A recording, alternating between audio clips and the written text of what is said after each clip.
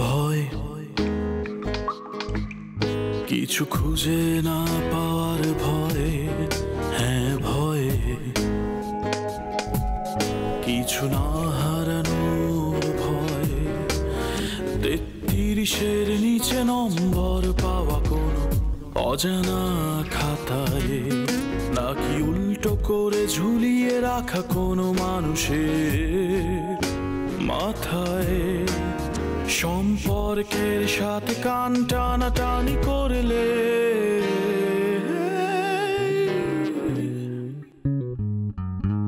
সম্পর্কের হবে ক্ষয়, সম্পর্কের হবে ক্ষয়, সম্পর্কের হবে ক্ষয়,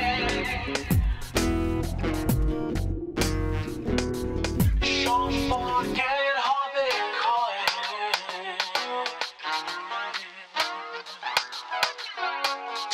ভয়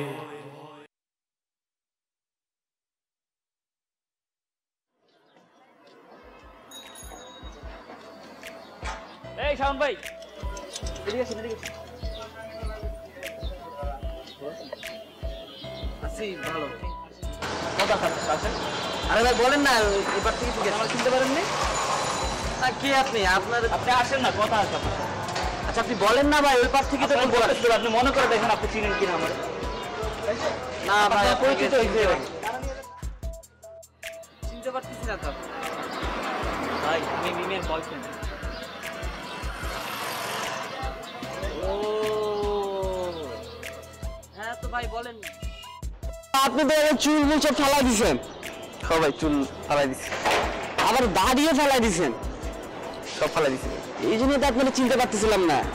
আরে এইটাই তো আমি ভাবতাম ভাই, আসলে মিম কার সাথে প্রেম করতো। আপনি তো অনেক স্মার্ট ভাই। ভাই মিম হচ্ছে খুঁজে পাচ্ছি না। তা আপনি মিমকে খুঁজে কি করবেন? মিম ভাই আমার প্রেজেন্ট গার্লফ্রেন্ড, আর আপনার এক্স গার্লফ্রেন্ড ছিল, ওর খোঁজ খবর নিয়ে আপনি কি করবেন? ভাই তুমি প্রেজেন্ট বয়ফ্রেন্ড ঠিক আছে মানলাম, কিন্তু ওর লোক আমার একটু কথা বলা দরকার ছিল, বুঝছো? ওর লোক একটু কথা কইতে হবে। তুমি যদি পারো তাহলে একটু কেউ যে আমার কথা আছে ওর লোক। ও কি কথা করবেন না? আপনি এখন নতুন নতুন গার্লফ্রেন্ড খুঁজলাম না ভাই, কার সাথে করবো না, নতুন গার্লফ্রেন্ড খুঁজবো না কি খুঁজবো তোমার বলতে হবে না। তুমি যদি পারো সম্ভব হয় তাহলে একটু জানাও, দেখতে কথা বলবো। আচ্ছা ঠিক আছে, মিমের সাথে তো আমার কথা রেগুলারই হয়, আমি ওকে বলবো না আপনার কথা। আর ভাই আমি বুঝছো পুরো ভালো হয়ে গেছে এখন, চুল কাইটা মনে করে এখন 3 বেলা খাই। 3 বেলা কি 4 বেলা তো চলে? ভাত খাই, ভাত। আচ্ছা তুমি তাহলে যাও, ঠিক আছে? তোমার সাথে দেখা করবো না আমি। আপনি কিন্তু ভাই স্মার্ট লাগতেছে। থ্যাংক ইউ ভাই, যাও।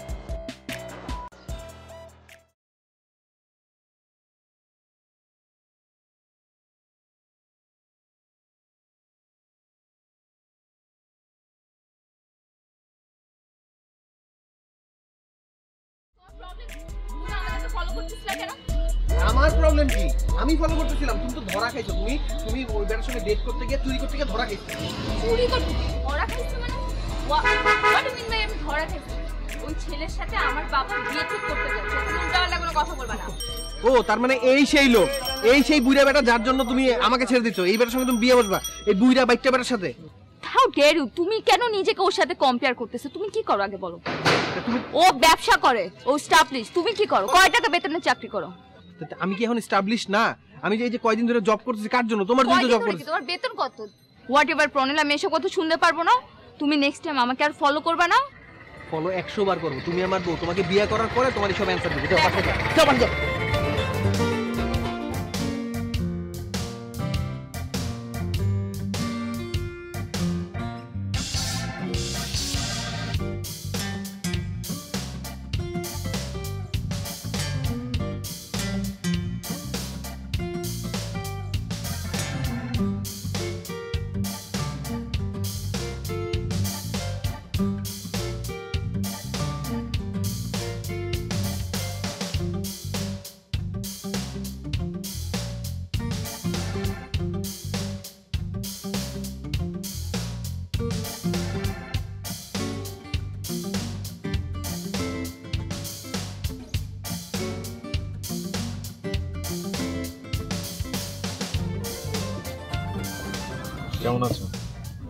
এই তো ভালো। তোমার কি অবস্থা? চলছে আগের মতো। তোমার পছন্দের ফুচকা?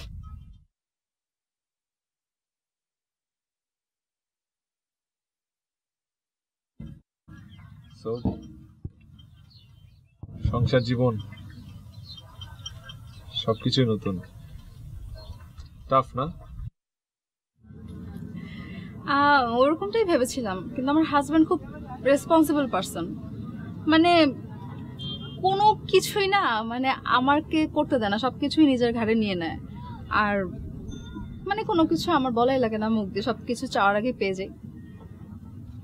এই তো তুমি জানো আমি যে রান্না বান্না একদম করতে পারি না, তারপর এগুলো একটু ভয় পেতাম যে কিভাবে সংসার করবো, বাট না এরকম কিছু হয়নি। মানে সংসার লাইফটা যেরকম ভেবেছিলাম ওরকম হয়নি আসলে। সকালবেলা আমি দেরি করে ঘুম থেকে উঠে দেখি যে ও অফিস চলে গেছে। ও বলতে বলতে কল দিয়ে দিচ্ছে আমার হাজবেন্ড। হ্যালো, হ্যাঁ আমি একটু বাইরে এসেছি বুঝছো। আচ্ছা আচ্ছা ঠিক আছে ঠিক আছে, আচ্ছা তোমাকে আমি বাসায় গিয়ে ফোন দিচ্ছি। আর শোনো শোনো, তাড়াতাড়ি বাসায় এসো।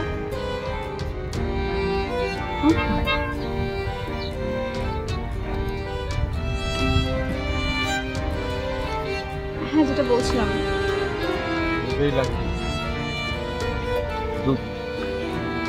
আমাদের মনে হয় দেখা করাটা ঠিক হয়নি। আমারই ভুল হয়েছে। নতুন জীবন শুরু করছো, আর এর মধ্যে আমি তোমাকে ফোন দিয়ে দেখা করতে চাইলাম, শুধু ভুল হয়েছে।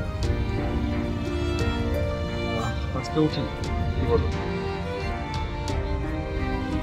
হ্যাঁ আমার এখন যাওয়া উচিত। আর যাওয়ার আগে আমি একটা কথা বলবো তোমাকে। কথাটা হলো যে তোমার জন্য অনেক দোয়া করি সবসময়, তুমি অনেক ভালো থাকো, আর চেষ্টা করবে একটু রেসপন্সিবল হতে শেখা। আর আসলে যতই দেখা যায় যে আমরা আমাদের স্বপ্নের পিছু দৌড়াই, একদম চোখ বন্ধ করে সবকিছু বাদ দিয়ে সেটা পিছনে ছুটি, একটা কথা সবসময় মনে রাখবে, কোনো জিনিসের সংস্পর্শ একটা মানুষকে কখনো সুখী করতে পারে না, একটা মানুষের সংস্পর্শ মানুষকে পারে সুখী করতে। কখনো যদি এরকম সুযোগ হয় তাহলে আর কখনো হাতছাড়া করো না।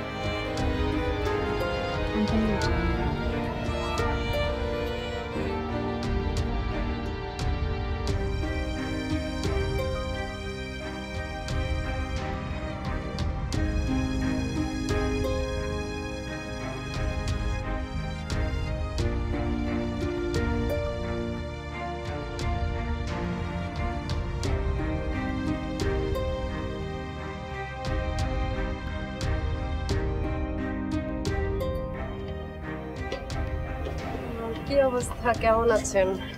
আমি ভালো আছি, আপনি কেমন আছেন? হ্যাঁ আমিও ভালো। আপনি ব্যাচেলর ফ্ল্যাটে থাকেন না? হ্যাঁ আমি ব্যাচেলর ফ্ল্যাটেই থাকি। ও আচ্ছা আচ্ছা আচ্ছা, আপনাদের ফ্ল্যাটে লম্বা করে একজন ভাই আছে তাই না? লম্বা করে? অনেক লম্বা, হ্যাঁ অসীম ভাই। না অনেক লম্বা বলতে আমি একটু সিনিয়র বুঝেছি। সিনিয়র লম্বা? তাহলে পান্না ভাই, মনে পান্না ভাইয়ের কথা বলছি না। আমি তো আসলে নাম জানি না, তবে ওনার কথা শুনে মনে হলো উনি দেশের বাইরে থেকে আসছে। আরে আপনি তাহলে রাকিব ভাইয়ের কথা বলতেছেন, এই ফ্ল্যাট তো ওনারই, ওনার ফ্ল্যাটেই আমরা থাকি সবাই মিলে একসাথে। ও আচ্ছা আচ্ছা, আমি তো আসলে নাম জানি না, মেবি রাকিব ভাইয়া হয়তো। অ্যাকচুয়ালি আমার একটা দিন মন খুবই খারাপ ছিল, তো তখন ওনার সাথে দেখা হলো ছাদেই। আমি খুবই বাজে বিহেভ করেছি ওনার সাথে, উল্টাপাল্টা, যেটা আসলে করা মোটেও ঠিক হয়নি। এখন খুব সরি ফিল করছি। তাহলে আমি রাকিব ভাইকে ফোন দিই, রাকিব ভাই নিচেই আছে, চলে আসবে। না না লাগবে না, আপনি দেখা হলে বলেন আমার কথা, আর আমি খুব সরি ফিল করছি, বা আমি দেখা হলে বলবো না, ঠিক আছে?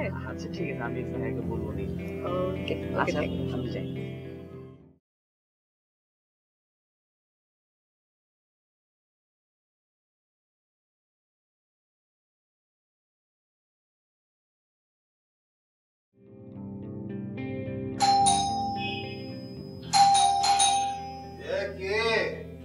দরজাটাও খুলে না।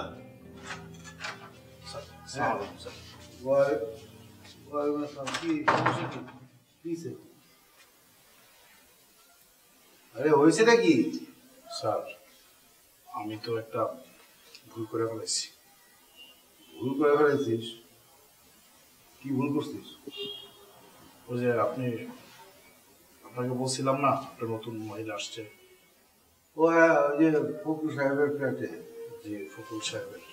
হ্যাঁ, তাহলে তো ওনার সাথে আমার দেখা হয়েছিল। আমি জিজ্ঞেস করলাম যে আপনি কে? তো আমি তো গ্রুপের আমার কি বিষয় লাগছে? আমি জিজ্ঞেস করলাম তো উনি কে, উনি বললো যে উনি ফখরুল সাহেবের ওয়াইফ। আমি তো অবাক হয়ে গেলাম। আমি বললাম তাহলে আগে যে ছিল উনি কে? উনি তো ফায়ার হয়েছে, যে ও আগে কে ছিল? তখন আমি বলে ফেলাইছি যে আগে যে ছিল উনি নাকি ফখরুল সাহেবের ওয়াইফ। কথা শোনার পর তো ফায়ার হয়ে গেছে, খুব কান্নাকাটি শুরু করছে। স্যার উনি নাকি ওই যে 5 বছর আগেই বিয়ে হয়েছে তাদের মধ্যে। আর ওই যে ম্যাডাম সম্পর্কে নাকি সে কিছুই জানে না। ভুল তো একটা করছিস। শোন, কোনো ফ্যামিলির বিষয়ে কখনই নাক গলাইতে নাই। যার যার ঘরের ভিতরে খবর ঘরেই থাকতে হবে।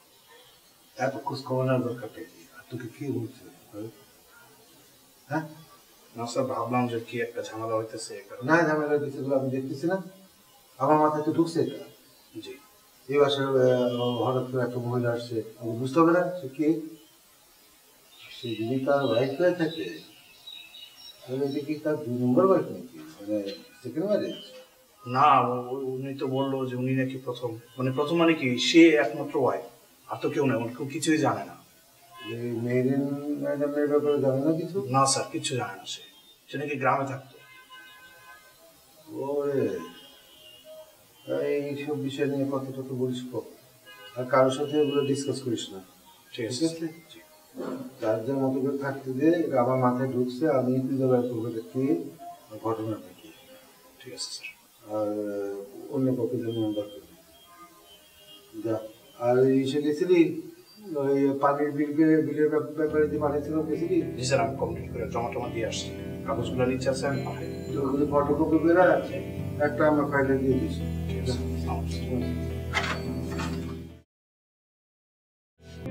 রিয়াদ, বলেন। তোমাকে যেই কারণে ডাকা সেটা হলো ভাই, আমার একটা হেল্প লাগবে তোমার। হ্যাঁ শিওর, বলেন না। আমার ক্যামেরা লাগবে। ক্যামেরা কিনবো, চলো। ও ডিএসএলআর? ডিএসএলআর। আচ্ছা, কেন কিনবেন ডিএসএলআর? আচ্ছা, ক্যামেরা দিয়ে মানুষ কি করে? ছবি তুলে। ইয়েস, ছবি তুলবো।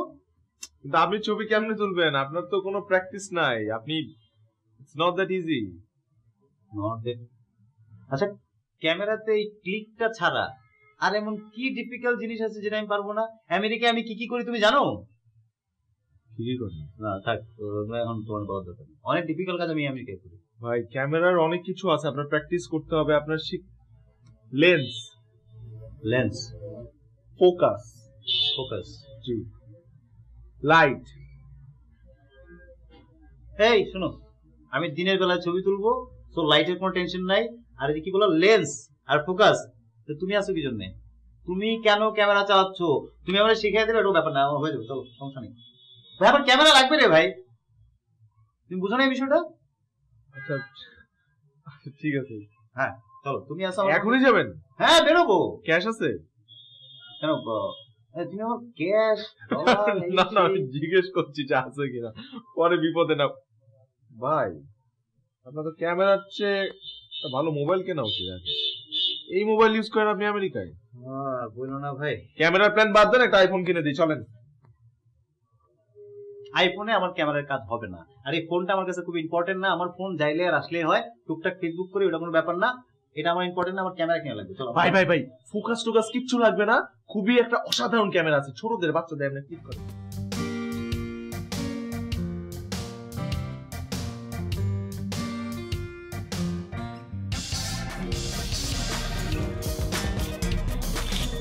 হ্যালো হ্যালো, হ্যালো, কে? আপনি চিনতে পারছেন না আমাকে? না, চিনতে পারছি না। কে? গেস করেন দেখি কে। ননসেন্স, যথেষ্ট।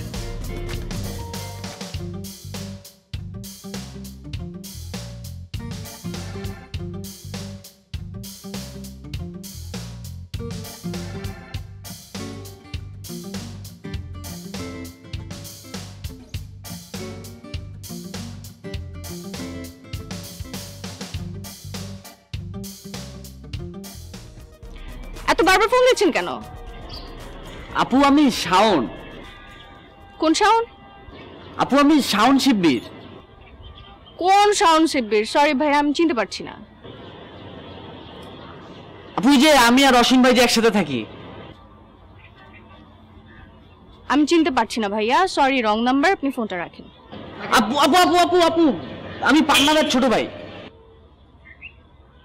ও আচ্ছা, হ্যাঁ শাওন বলো। আপনার কি পান্নাদার সাথে দেখা হয়েছিল? হ্যাঁ হয়েছিল। আপনাদের ব্রেকআপ হয়ে গেছে না?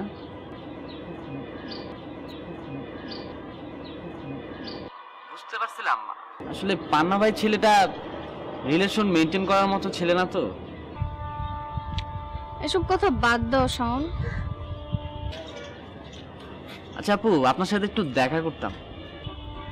কেন? না এমনি দেখা করতাম আপনার সাথে, দেখা করে সামনাসামনি কথা বলতাম। আচ্ছা ঠিক আছে। আচ্ছা তাহলে আজকে বিকালে দেখা করি আপু। ঠিক আছে। আচ্ছা আপু, থ্যাংক ইউ। ওকে।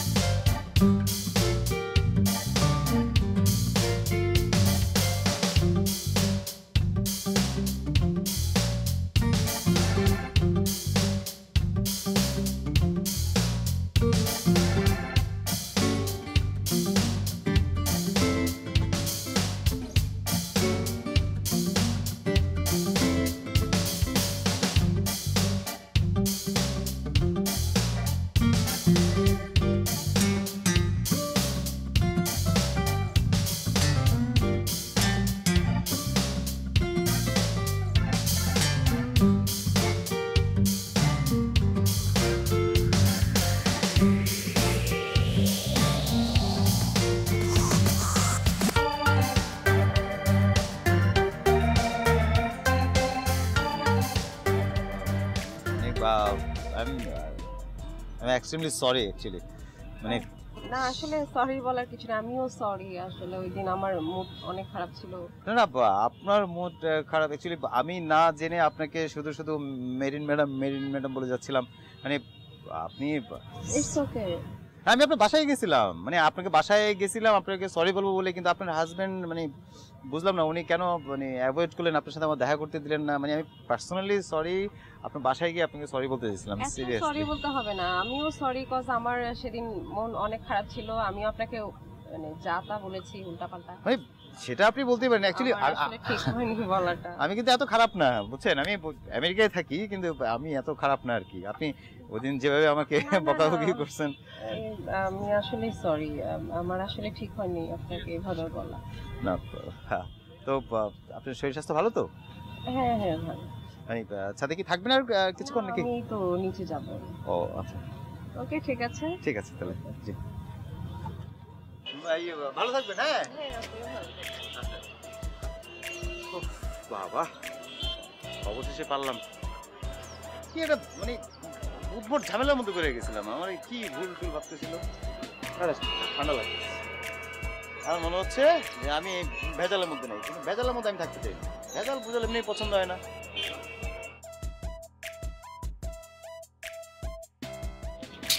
হাই, কি অবস্থা? এই তো ভালো। ফ্রেশ লাগছে? চুল কেটেছো নাকি? আমি তো সবসময় ফ্রেশ। ভয় কিছু খুঁজে না পাওয়ার ভয়ে, হ্যাঁ ভয়ে কিছু না হারানোর ভয়ে, 33-এর নিচে নম্বর পাওয়া কোনো অজানা খাতায়, নাকি উল্টো করে ঝুলিয়ে রাখা কোনো মানুষের মাথায়। 33-এর নিচে নম্বর পাওয়া কোনো অজানা খাতায় নাকি উল্টো করে ঝুলিয়ে রাখা কোনো মানুষের